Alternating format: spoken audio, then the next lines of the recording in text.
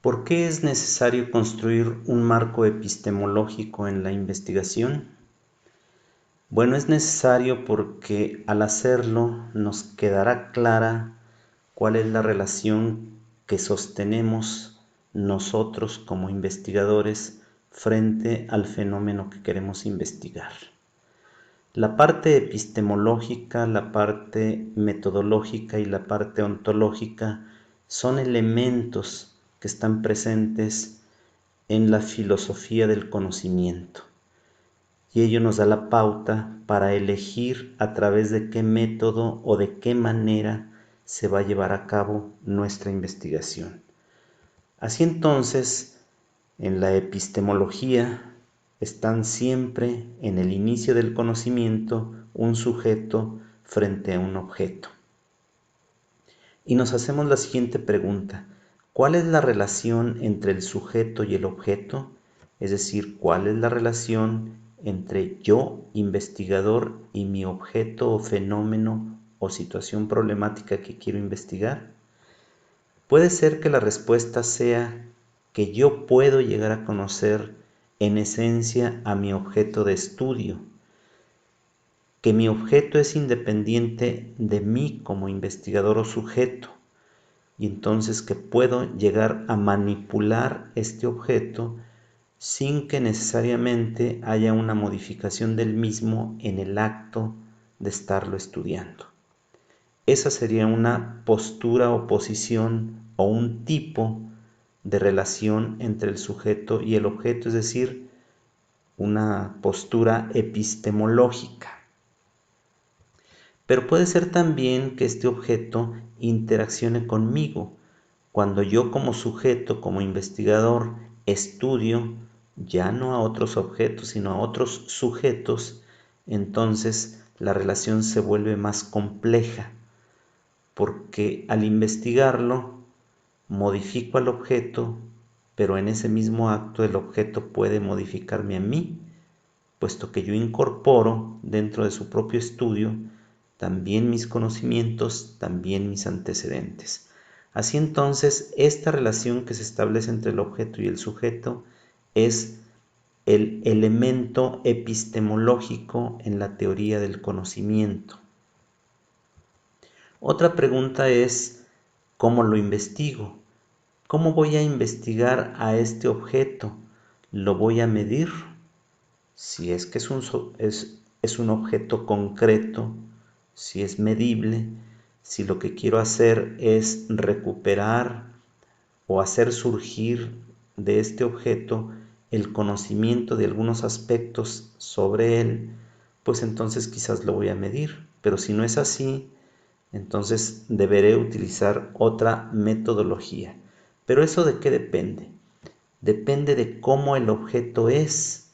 Como ya dije, si es un objeto concreto, por ejemplo, voy a estudiar una computadora, voy a estudiar una mesa, voy a estudiar una montaña, son cosas objetivas, son cosas concretas, y entonces el método a utilizar será uno. Pero ¿qué tal que este objeto en realidad son un conjunto de sujetos? Entonces procederá a utilizar otra metodología para llegar al conocimiento del mismo. Así entonces, en la pregunta de cómo es el objeto, estoy hablando de las propiedades ontológicas.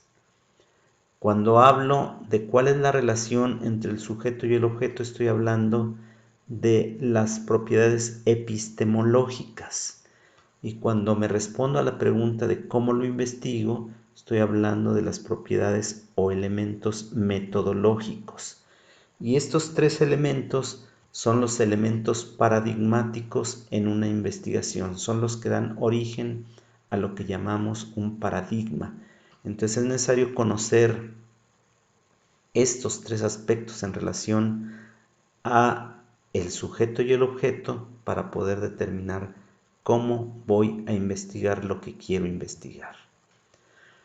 Aquí tengo una explicación, creo, un poquito más detallada. Otra vez pongo el sujeto de un lado y pongo al objeto.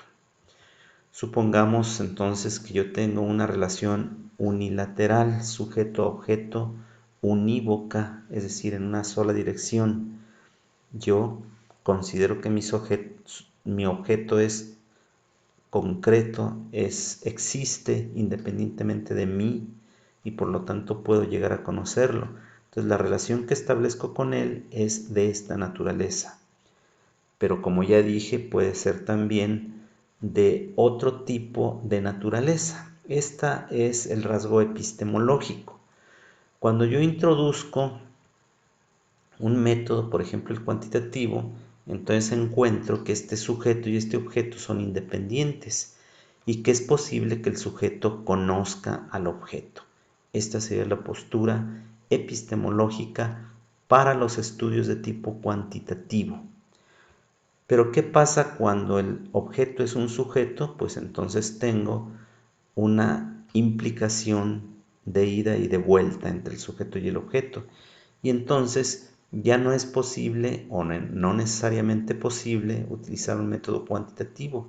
Deberé utilizar un método cualitativo, puesto que aquí el sujeto y el objeto son parte de una misma realidad y se modifican mutuamente al interactuar. Esta es la parte epistemológica vista desde los dos grandes métodos de investigación, el cuantitativo y el cualitativo, cuando sucede una cosa o cuando suceden dos cosas. La parte ontológica se refiere solamente a la naturaleza del objeto y para el método cuantitativo, la realidad de este objeto dice que este objeto existe de manera objetiva y concreta independientemente del sujeto. Y en la parte cualitativa se sabe que estamos ante otra realidad, la realidad que se construye socialmente, donde todos participamos, por lo tanto existe esta relación sujeto y objeto, y entonces la naturaleza ontológica o las propiedades ontológicas del objeto cambian. Estos elementos determinan cómo lo voy a estudiar, y entonces viene la parte metodológica, donde en el esquema cuantitativo se mide, se pondera, se utiliza el método científico. Y en la parte del método cualitativo se busca el significado, se utilizan varios métodos que no tienen que ver uno con el otro. Así entonces, en esta lámina y en la anterior queda dibujada la esencia de los elementos que van a constituir el paradigma en el que nos vamos a ubicar cuando decidamos hacer una investigación. Todos estos elementos tenemos que tenerlos en cuenta para fundamentar por qué elegimos un paradigma y por qué no el otro. Así entonces vamos a ver ahora las dimensiones de los paradigmas en la investigación. Hay una parte, como ya dijimos, ontológica, que responde a la pregunta de cuál es la naturaleza del objeto que vamos a estudiar.